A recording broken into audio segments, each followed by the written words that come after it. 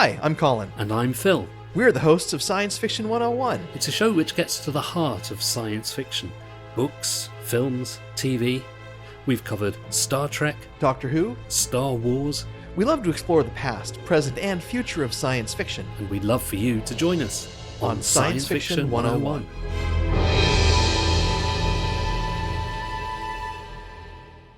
Hi, Phil. Hi, Colin. We're recording this in July 2025, and today's topic is science fiction that we reckon you haven't read, or watched, or listened to, or something like that. All will hopefully become clear later on. Just a couple of comments from listeners before we go any further. One more comment on our Hugo episode. Emmanuel wrote, I really enjoyed the description of the short story finalists for the Hugo Award. I'll be voting for the Hugos myself for the first time this year, and I'm quite excited. And he also commented on A Clockwork Orange. Emmanuel recommends that you do watch A Clockwork Orange. He says, Colin, choose an evening when you're nicely relaxed and do watch it. It won't be easy, but I think you would appreciate the experience. But then he says, I'll also say that you probably have to watch it twice to fully grasp the movie's meaning. So yeah.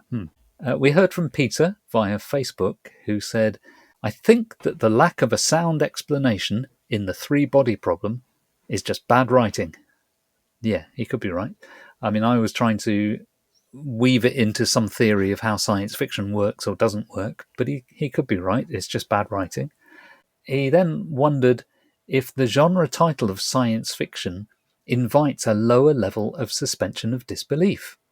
He says, since most people have at least a rudimentary understanding of science, assuming that same level of logic would be applied universally across a genre may actually impede the ability to enjoy it. I'm personally willing to accept a solid amount of hand-waving, as long as it makes sense for the story. So, yeah, I think one of us should have said that last time. Bob wrote via Blue Sky, suspension of disbelief is a weird thing. He then says, I published a novelette in Asimov's last year that took place in Hellhole Swamp, SC, which I assume, is that South Carolina? Be South Carolina, yes. Yeah.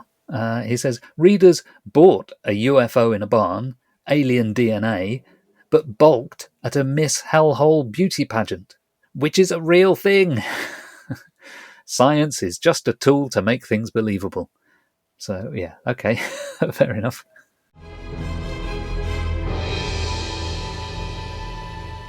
And we can go into our main topic, which originally I think we were talking of as something like the list of shame, where we were going to shame each other into talking about things that you should have read but never have. Yes. But then, as we discussed it, it evolved into something else. I think it's more like personal recommendations. We're both science fiction fans, but our interests overlap quite a bit, as we found out when we were talking about media. But when it comes to short stories and books, there's quite a bit of different experience between the two of us. And so I think this is a chance for us to tell listeners a little bit about ourselves and our history in science fiction and the things that we really, really like. Yeah.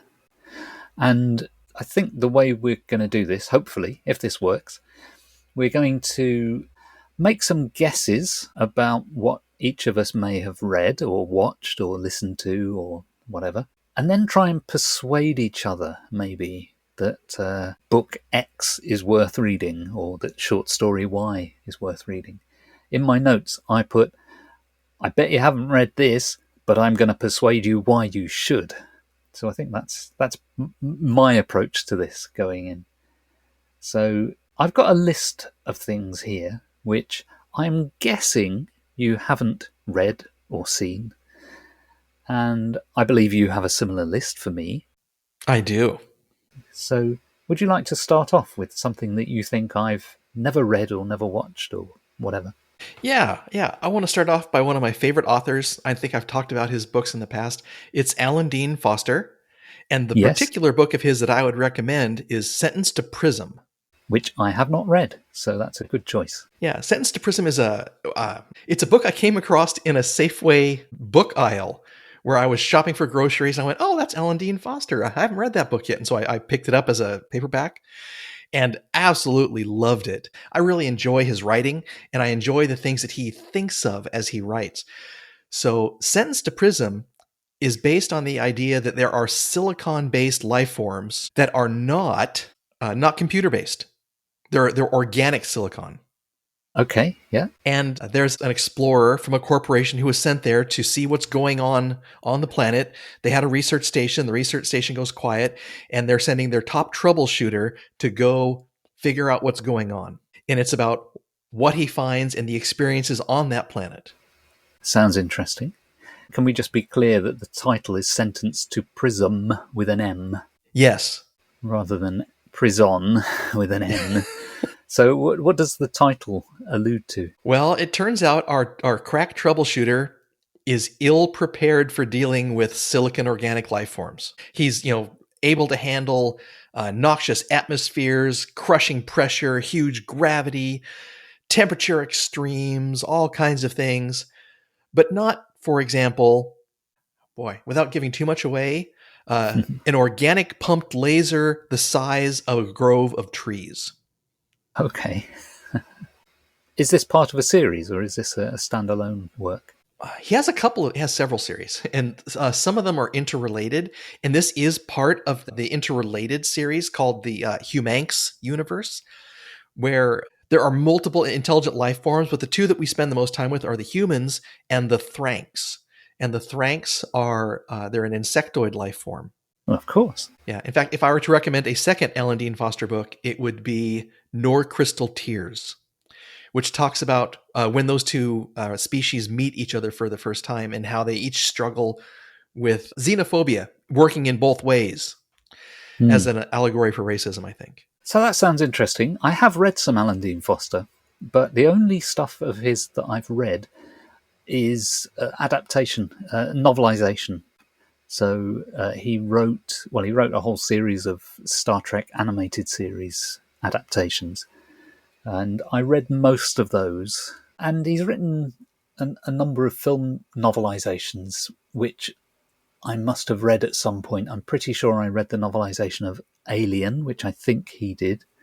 And I think I read his... Didn't he do the original novelization of Star Wars and a sequel to it or something?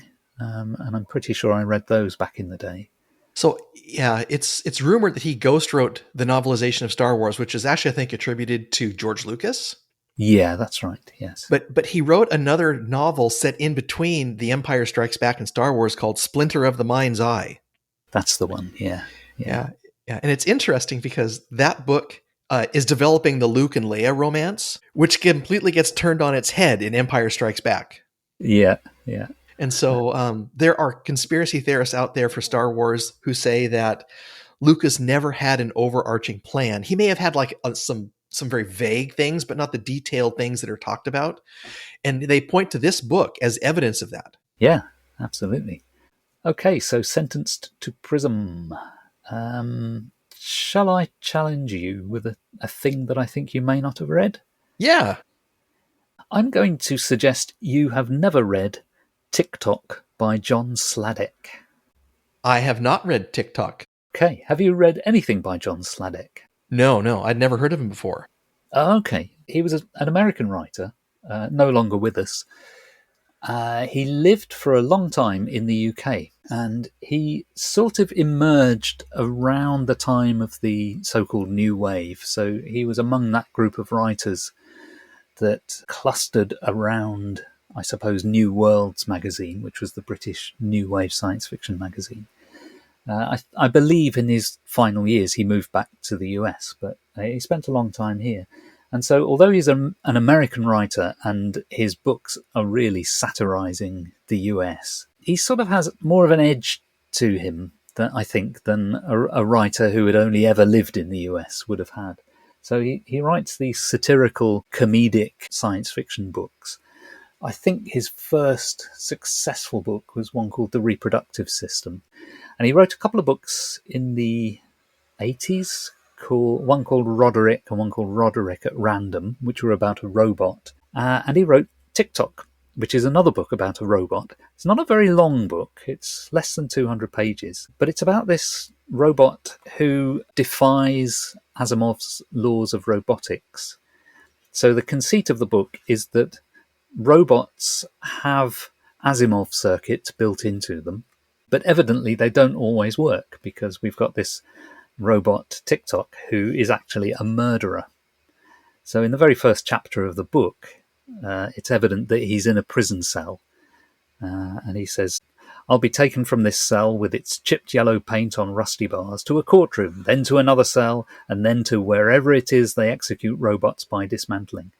And then at the end of the paragraph it says, this cell could use a coat of paint.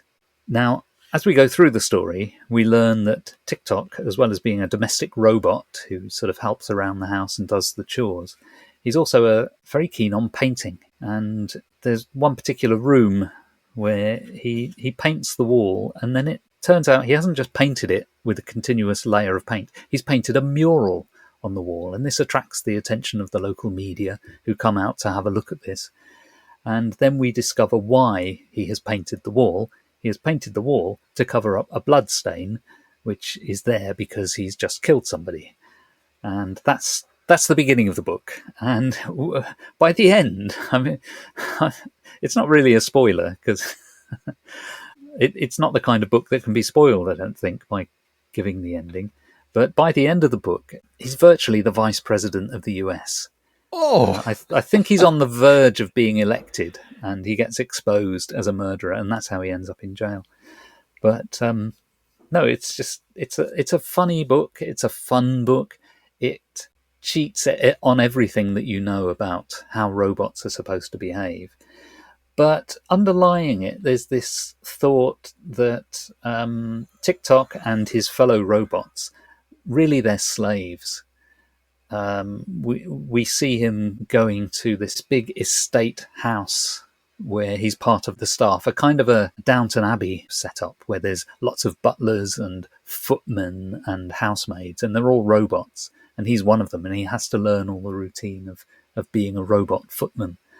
So it takes you through his life story, and you begin to realize that these robots are not treated very kindly because they're basically abused. The 3 laws of robotics are there to protect humans, but there aren't any real laws to protect the robots from being abused. So it's a serious piece, but it's funny and it's fun. And I think it's been forgotten. It won the British Science Fiction Association Award for Best Novel in 1984, but I don't know many people who remember it. So I think it's a book that needs to be revived, especially the chapters on him being or nearly being the vice president, because it sounds a bit like today's politics, frankly. yeah. I don't know how much that book has been forgotten because that is remarkably similar to the book that is nominated for a Hugo this year by Adrian Tchaikovsky.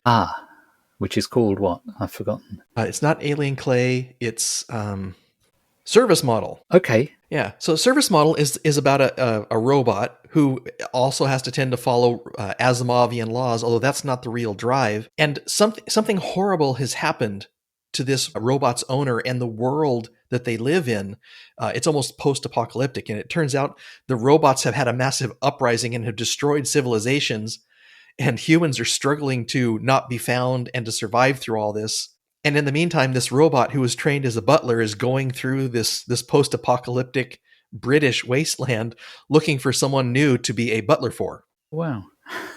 And every once in a while he finds somebody that wants him to buttle for him, but they end up being bad people, and so... that's interesting. I may have to read that. I've never read anything by Adrian Tchaikovsky, but I know I should, because he's winning awards left, right, and centre. He's incredibly prolific, but I haven't read a word that he's written. But maybe that's my way in. To Adrian Tchaikovsky? Yeah. Yeah. Okay, what else have you got to challenge me with? On our last episode, we talked about the science-y things about science fiction that we like, attention to detail, logic, deduction. And I mentioned that's one of the things I like about a good murder mystery. Because of that, I would like to recommend to you a fantasy book. Okay. And it is The Tainted Cup by Robert Jackson Bennett.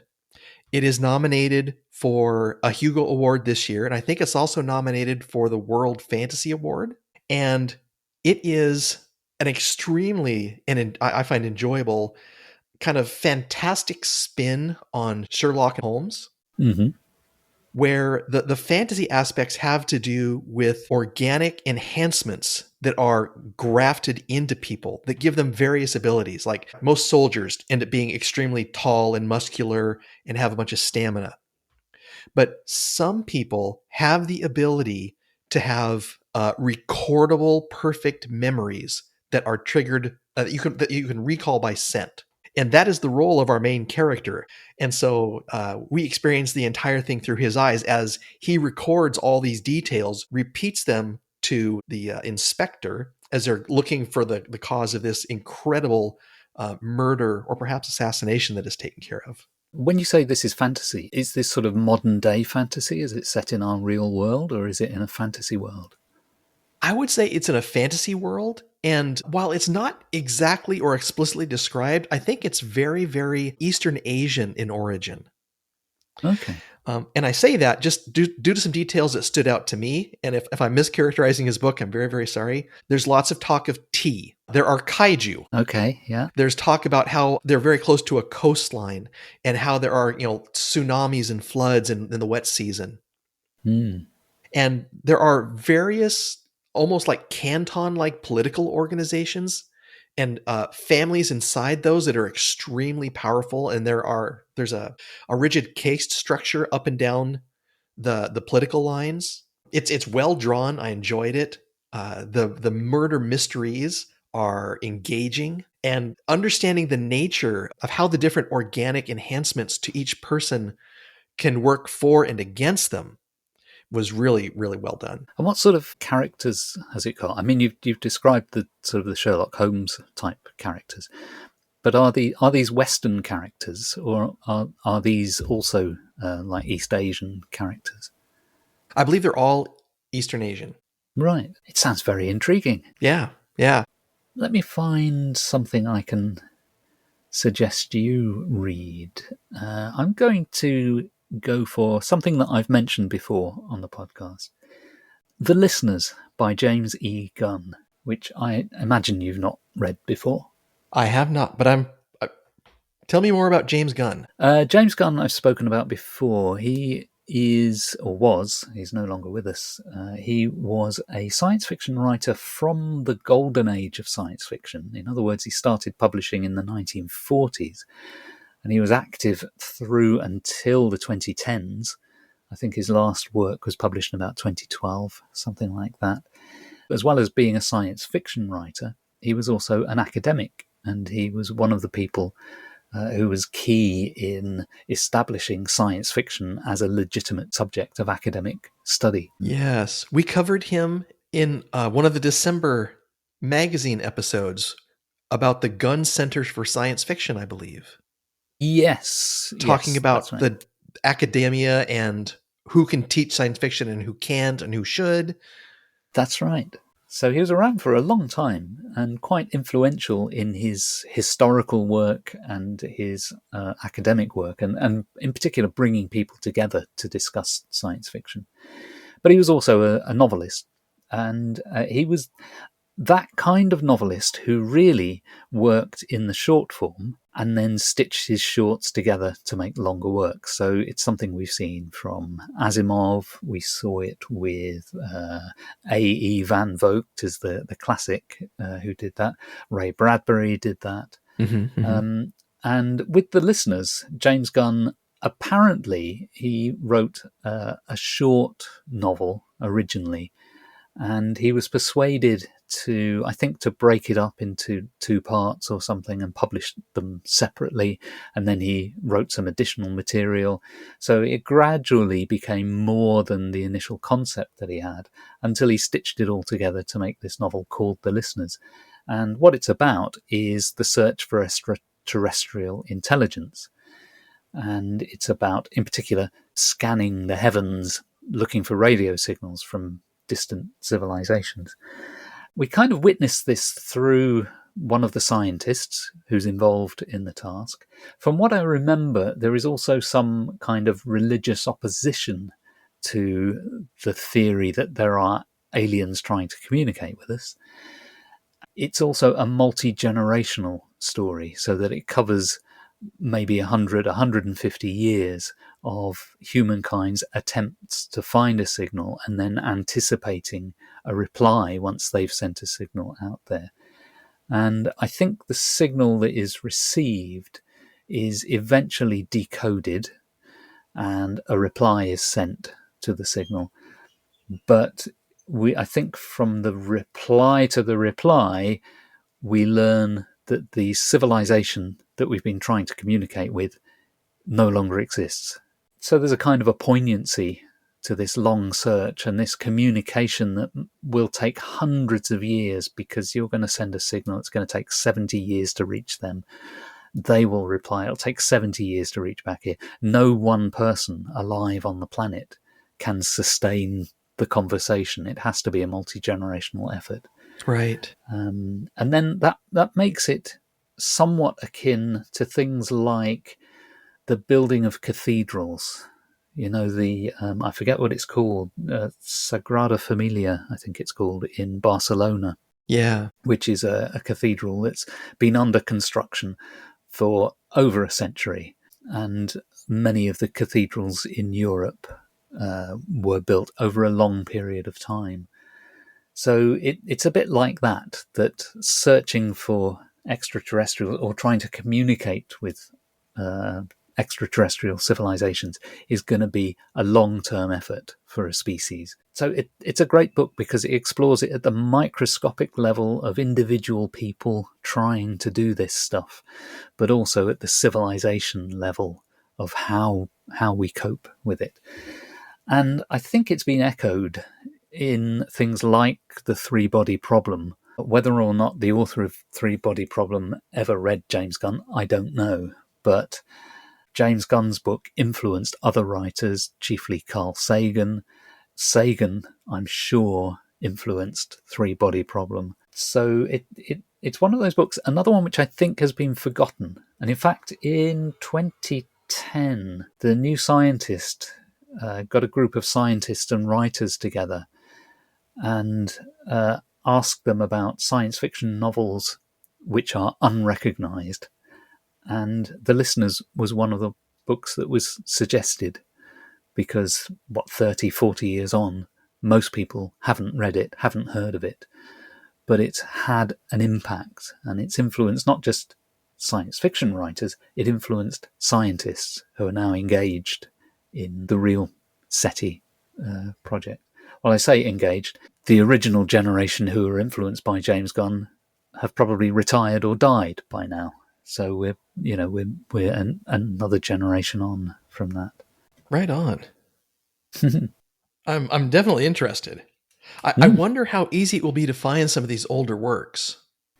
Yeah, that I think is a challenge, because quite often they're not ebooks, except for sort of under-the-counter ebooks where people have scanned print copies and shared them.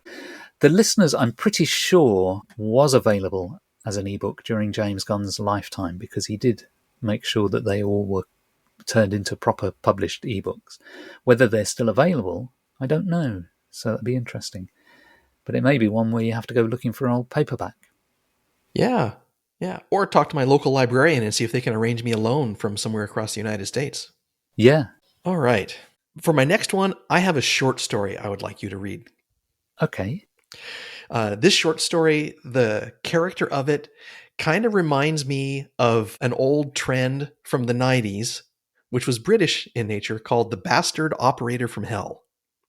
Did you ever come across this? No. Okay.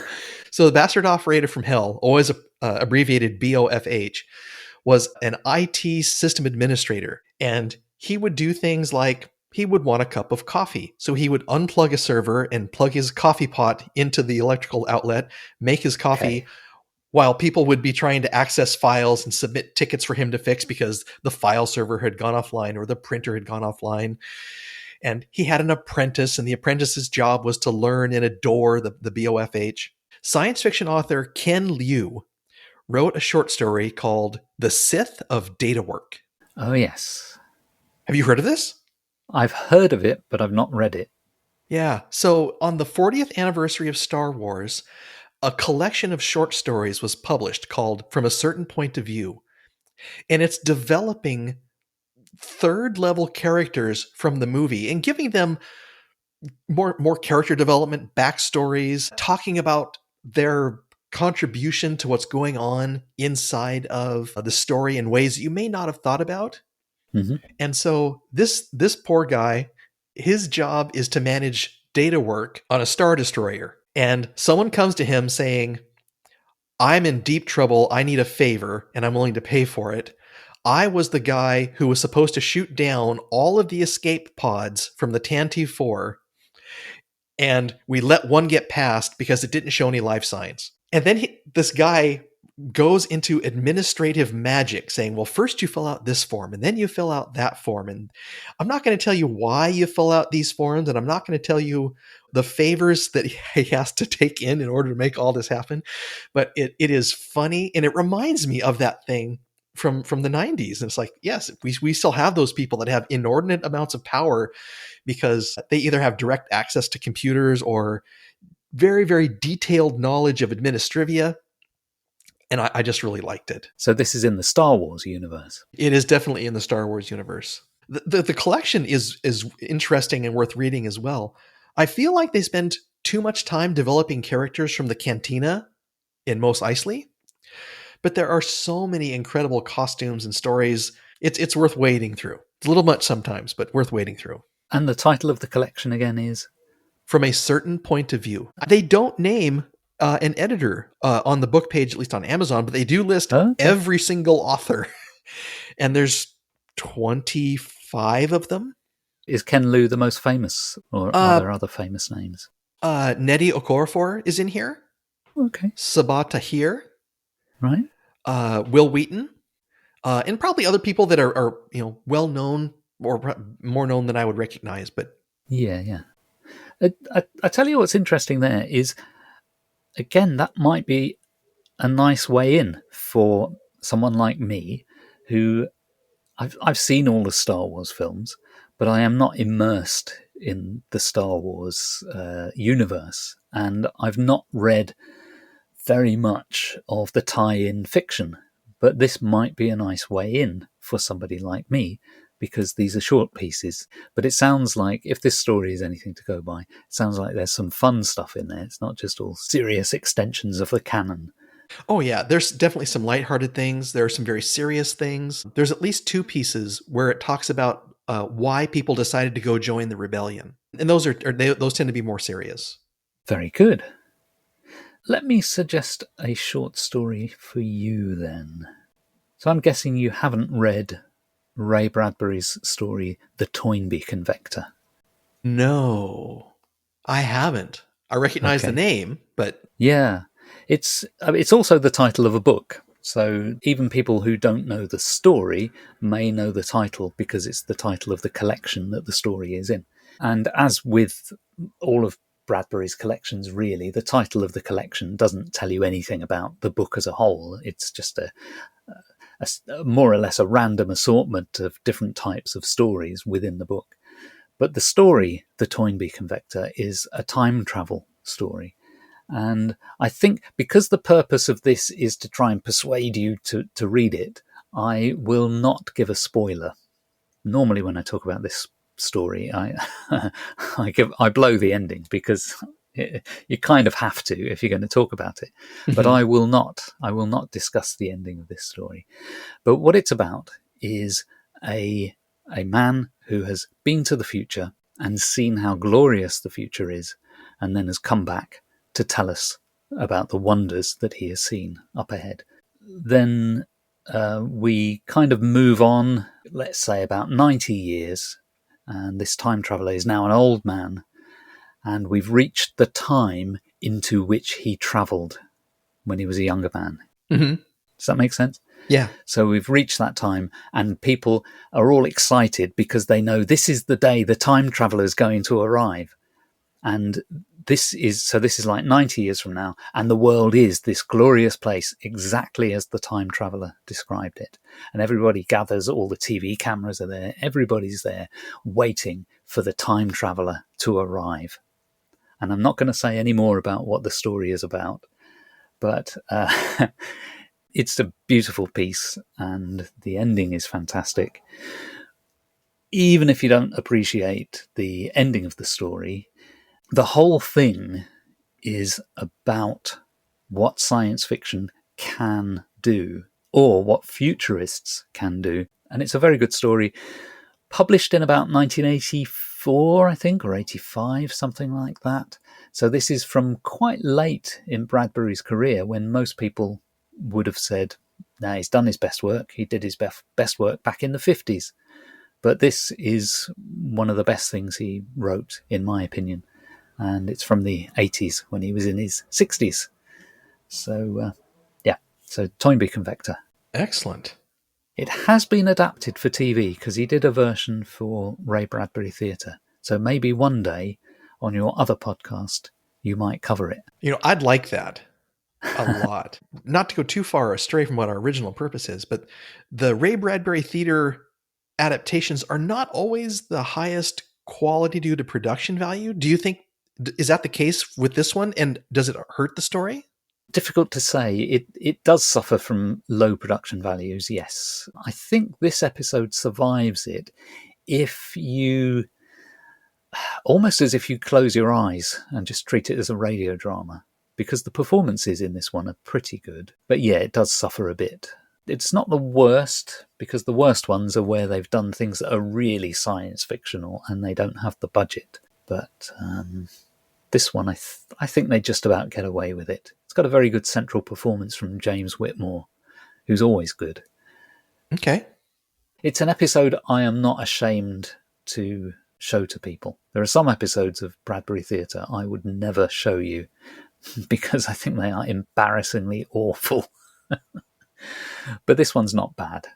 Okay. So I actually have a collection of the Ray Bradbury Theatre on DVD. So maybe I'll just pop it in this afternoon and get a preview and then try and get a copy of it and read it. There you go. Do you wear glasses? Only sometimes. Me sometimes. Okay. I was going to say, if you do wear glasses, take them off, because the picture quality on Ray Bradbury Theatre, of course it was made in standard definition, and the DVDs are terribly authored because they cram too much onto the discs. So if you're someone who wears glasses, take your glasses off when you're watching it and it'll look a whole lot better. Okay. I have another novel for you. Okay. This is by Brandon Sanderson. He is most well known for his Cosmere series, which has a lot of fantasy in it, but his approach to magic is so scientific and logical that I think you would enjoy this novel he wrote, which is not part of his Cosmere series. Okay. It's called Legion, and it's about a man named Stephen Leeds who is insane. Okay. And we experience this novel from his point of view. And his insanity is a unique kind of schizophrenia that allows him to interact with the hallucinations from other parts of his brain. Oh, wow. So in a standard multiple personality disorder, a person is one person and then a person is another person. Yeah. In Mr. Leeds' case, he can be both those people at the same time, and they can interact independently.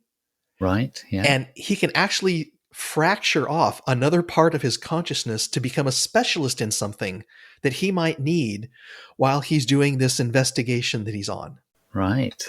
So let's suppose you need a specialist in Arabic languages. He will have he will fracture off a section of his personality. They will go off and become experts rather rapidly in Arabic languages and then come back and contribute to him like another investigator. The fun part of this is the way the real people in his world interact with him and his, there's a particular name, I think they're aspects. So like anytime he goes someplace, he has to rent a large limousine or a bus because everybody that is part of him has to have their own independent seat. But the bus driver only sees one guy sitting all by himself in the bus, presumably talking to himself. Right, yeah. And some of his aspects have downsides. One of them is agoraphobic, which is a challenge because there are so many aspects in some places. And That sounds interesting. I yeah, have read some fiction about sort of schizophrenic characters, both serious, trying to treat the subject seriously, and also humorous and in horror stories as well. So that may be something that I would find interesting. And what about the title, Legion? I think it refers to his cadre of personalities. Right. It may be also a hint to an X-Man character, the son of Charles Xavier, who also has multiple personality disorder, and every one of his personalities has a different mutant talent. Interesting. Okay. You're very good at persuading me to these things, you know. I'm not sure if I ever will actually get around to reading them, but I'm intrigued by everything that you've suggested so far. So very good. Can I throw one back at you? Sure. And I think I'll make this my last one. I'm going to recommend a film called, well, variously called, Journey to the Far Side of the Sun, or Doppelganger. The film's been released under both titles. It's from 1969. Does it ring any bells? No, neither title. Okay. It's from Jerry and Sylvia Anderson, who were the people who did Space 1999 and Thunderbirds and all that sort of stuff. Started out with puppet-based programs that they made for TV in the 60s, and developed their special effects to a very high level of realism, and then tried to transition into live action, which they did first. I think Journey to the Far Side of the Sun was the first live action thing that they did, first truly live action thing. And then later, as I say, they did Space 1999 and also a series called UFO, which was also live action. What the film is about, the title really sums it up, Journey to the Far Side of the Sun. Scientists discover that there is another planet just like Earth, but we can't normally see it because it's directly opposite us on the other side of the sun. So it's hidden behind the sun, and it's always hidden. We can never see it unless we set off on a spaceship. And so that's what the film is about, getting on a spaceship, heading off to this other planet. And now I'll probably mangle some of the plot because I haven't seen it recently, but if I remember rightly, Roy Finnis, who's the star, he's the guy you may remember from the TV series The Invaders. You remember that one? About aliens taking over, and he was trying to save the world from this alien takeover. Does that ring any bells? Yeah.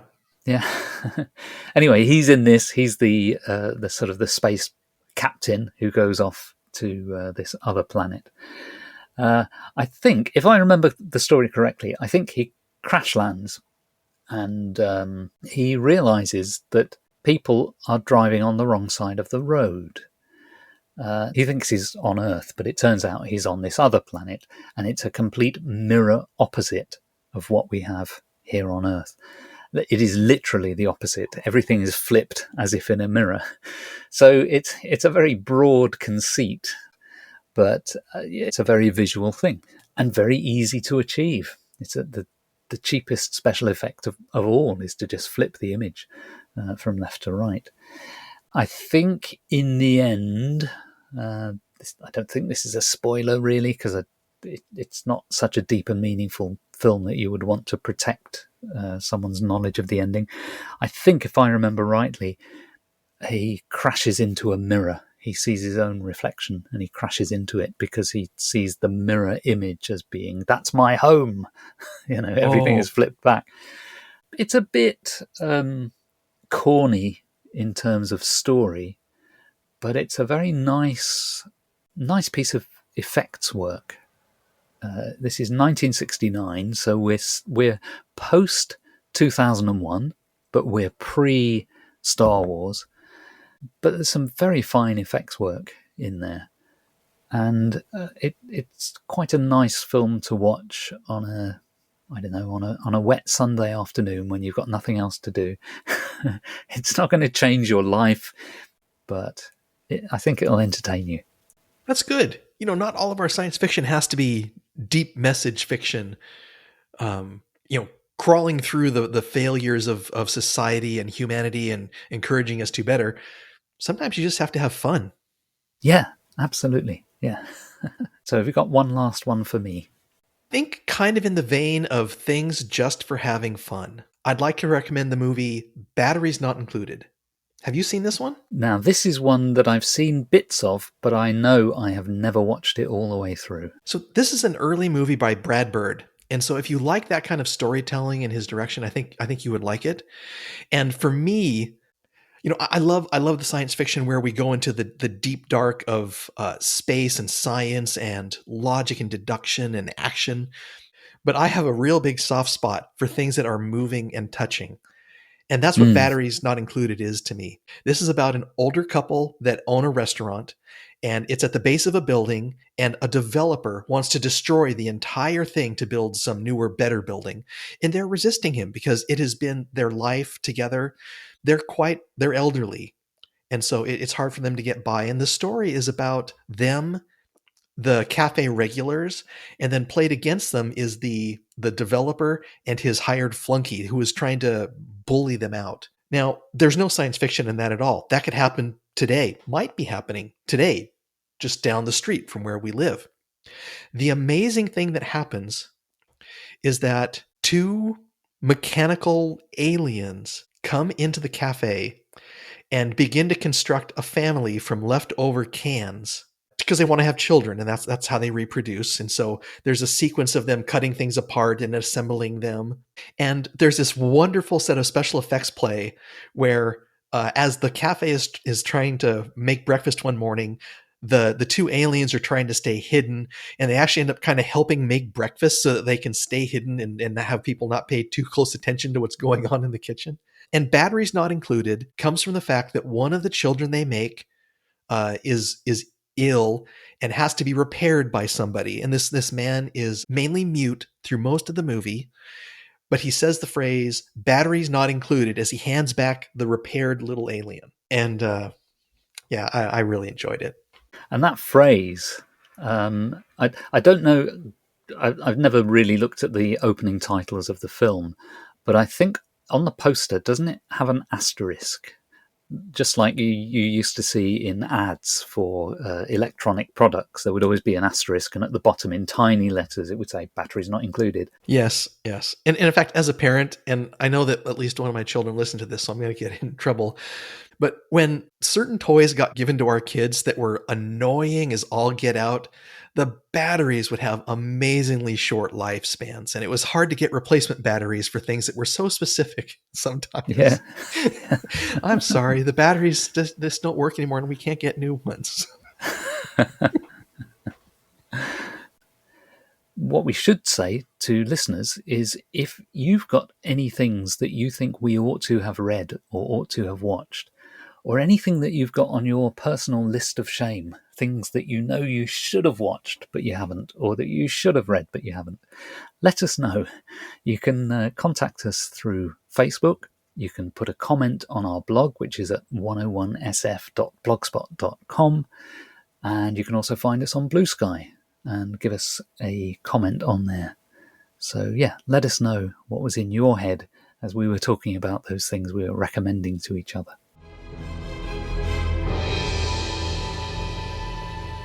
So I have a quiz for you, but this is a found quiz. This isn't one I've made up. I found this in Super Science Stories, a pulp magazine from October 1944. Wow. And it's called A Quiz for Science Fiction Fans. So I'm going to give you some of the questions. But before I do that, here's the preamble. This is what they say in this magazine. Our contention that science fictionists know their science was proven by the last quiz. Therefore, this one is just a wee bit harder, but not hard enough to discourage the less expert reader. And then it tells you, if you get a certain number of questions right, you're this quality of science fictionist. It says those of you who answer less than 8 questions correctly are probably newcomers to science and science fiction, or haven't been paying attention. So, so I'm going to give you some of these questions, and we'll just see how much of a science fictionist you are by 1944 standards. Now, these are all multiple choice questions. I mean, if you know the answer straight away, don't wait for the multiple choice. But I think many of these you will need the multiple choice. Okay. So here we go. Question 1. A hyper-introvert would very likely be A, somewhat hermitical, B, a bit of a grandstander, C, a natural leader, or D, a brilliant conversationalist. So a hyper-introvert. I'm going to say they were hermetical. Yes, correct. Or at least I assume that's the correct answer. Yes. Okay, here's a good one. The parsec is used by astronomers to A, test the range of their telescopes, B, as a unit of interstellar space measurement, C, to determine the chemical composition of a planet, or D, to try to establish communication with other worlds. Unless you are George Lucas, the answer is B. Correct, which is a unit of interstellar space measurement. So even back in 1944, people knew this. So I don't know where George Lucas was. I had quite the interesting talk with Peter, my son, about that. Because people have retconned the definition of parsec to say it was really more like the cannonball run. It's who can get there in the least distance, not necessarily time. So yeah, I'm going to stick to my science, Mr. Lucas. I'm sorry. Yeah. Let's give you another one. Question 3. An achromatic lacks something. So achromatic. Is it that they lack the power to move their thumb? They lack the ability to stand upright? They lack normal pigmentation of the skin? Or they lack body hair? Achromatic. What do you think? Lack pigmentation. Yes, that's correct. Let's give you another one. Clouds form in the stratosphere, bathysphere, heliosphere, or troposphere. Stratosphere. Stratosphere. Question 4. Well, now they say troposphere. Okay. Yeah. I knew it wasn't bathysphere. Because isn't that underwater?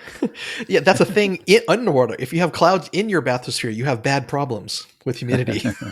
Yeah. Now this is probably my favourite question, or my favourite answer, in fact. Question 5. A stationary star. A stationary star is A, an immobile planet, B, a star of the 17th magnitude, C, not stationary, or D, a moon. A stationary star. Yeah. I'm going to say that it's not stationary. Well, you are correct. Yes. The answer is a stationary star is not stationary. And for this one, most of the others, they just give you the letter as the answer. But for this one, they've put a little explanation. They've put, all stars move. So there you go. So question 6. Ships on long voyages use the Great Circle course. Do they do this, A, to fool belligerent raiders, B, to keep in the good weather lanes, C, to save the ship from rolling too much, or D, because it's shorter than direct compass bearing? It's shorter than direct compass bearing. It is. It is. And what I found interesting there is that they talk about a ship, because I think if you set that as a quiz question now, you would talk about aircraft, because they follow Great Circle routes as well. But I guess there weren't as many long-distance aircraft in 1944. Oh, probably not. There's so much air travel today. Yeah. Okay, let's go with this one. One of these reasons would influence a planet's length of year. Distance from the sun, the amount of hydrogen in the atmosphere, the circumference of the planet, or the number of moons of the planet? So which of those would influence the planet's year length? Just the distance from the sun. Yes, correct. So congratulations. I think you got all of those with the exception of where the clouds form. That makes you quite a good science fictionist. So congratulations. I can put that on my business card now. You can. And if you ever time travel to 1944, you should do quite well. All right.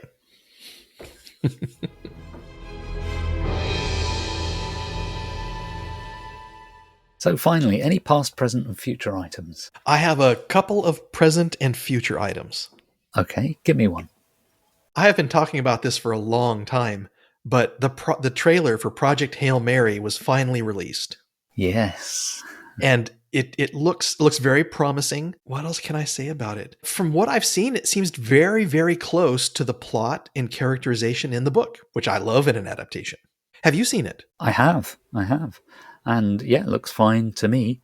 I've seen some people's comments on it, and people are fixating on all sorts of things like that seems to be a new character who isn't in the book. And okay, fine, that's all right. Yeah. Some people are just sort of being instantly negative. And I think, why are you being negative? See the film first. And if the film is poor, then be negative. But don't condemn a film on the basis of its trailer, for goodness sake. But that reminds me of my future item, which is, I saw a trailer today, which is for a new film adaptation of Richard Matheson's The Incredible Shrinking Man. No way. It's French. Oh, it's a French. Film. Yeah. Directed by a director called Jan Koonen. And the trailer is out now. The film is out at the end of October. And of course, France has a fine tradition of cinema, so this could be a very interesting film. But equally, it might be terrible. Yeah. Who knows? We're always trying to schedule out several months in my other podcast doing adapted science fiction. And boy, it would be great to do all of his works, the original story, the 1950s adaptation, and then this new one. Yeah. But if it's in French, the odds of it coming to the United States are small, unfortunately. Yeah. And I think your best hope is for it to turn up on Netflix and be subtitled and possibly dubbed. Yeah.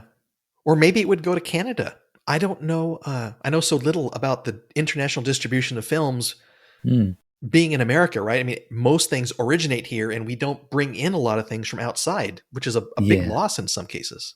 Yeah. In the UK, we don't get very many foreign language films. We get some, and there are some specialist cinemas in London that will show them, but it's not the easiest place to get to if you don't live there. Yeah. You got any more? I do. This is definitely a future thing, and maybe something that we would want to talk about more in depth on the podcast. It's called the Translated Hugo Initiative. Okay. And these folks have been working for a couple of years, and their idea is that to truly make science fiction worldwide and to increase people's awareness of things that happen, outside the English world, is that it would be a good idea, in their mind, for the Hugos to highlight the best in translated science fiction every year. Yes. So to date, only one translated work has won a Hugo, and that was The Three-Body Problem. Yeah. The Chengdu Worldcon was kind of a dry run for this idea because there were so many works from Asia and China that were highlighted because of all the people that were attending that from China, that we got a look into Chinese fiction that you would not normally get in your life. Their proposal is, they've been talking about it for a couple of years.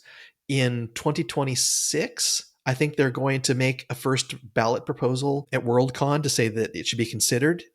Now, Worldcon has a rule that says that for anything to be truly added to the Constitution, which defines the Hugos, it has to be passed 2 years running so that no individual Hugo or Worldcon can cause huge skews in the law, like what's happening in the United States right now. Yeah. But on their website, they have actually published lists of translated works.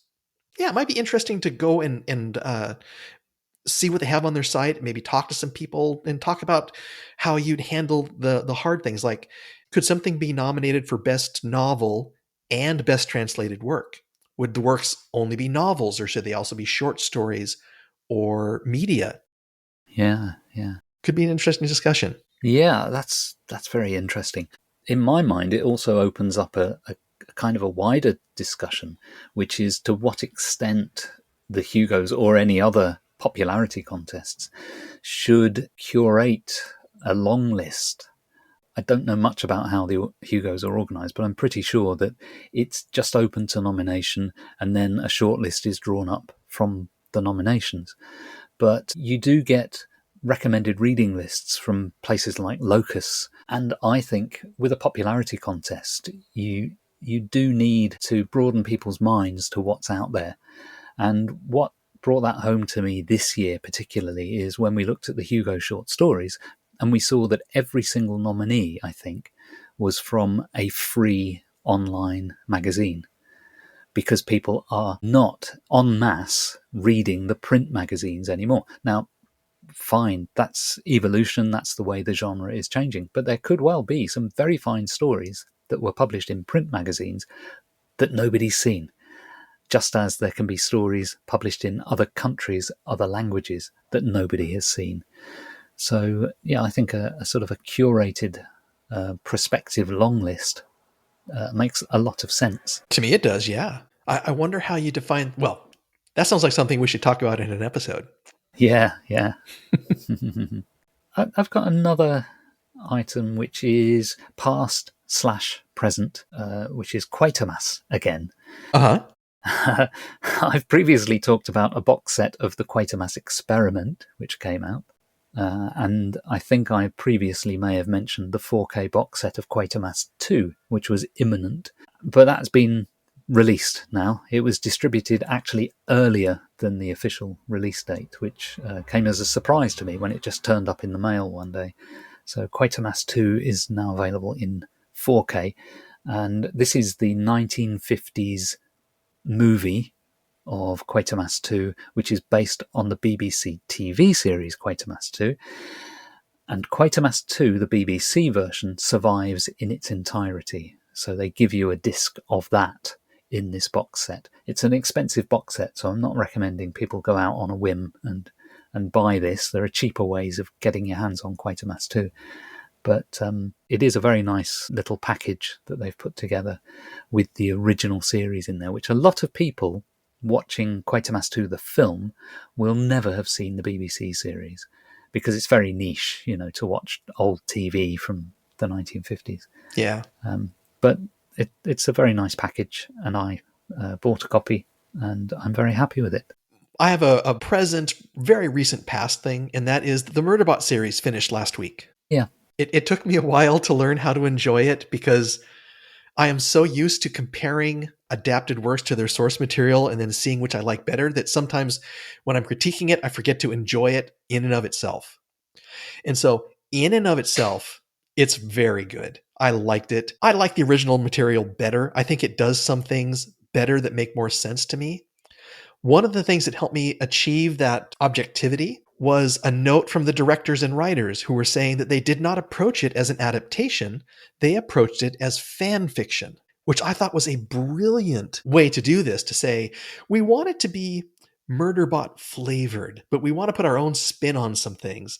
They did some wonderful graphics, and they really brought the heart of Murderbot into it, even though some things were different. And so it was well done. I'd like to see more things done that way. I can't remember which service it's on, but it's on a streaming service that I don't have. So yeah, Apple TV Plus. Yeah, so I'll wait for it to appear some other way. I think I'm done. Have you got anything else? Nope, I'm all wrapped. Okay. Thanks for listening. We're Phil Nichols and Colin Kusky. Our music is from Purple Planet at purpleplanet.com.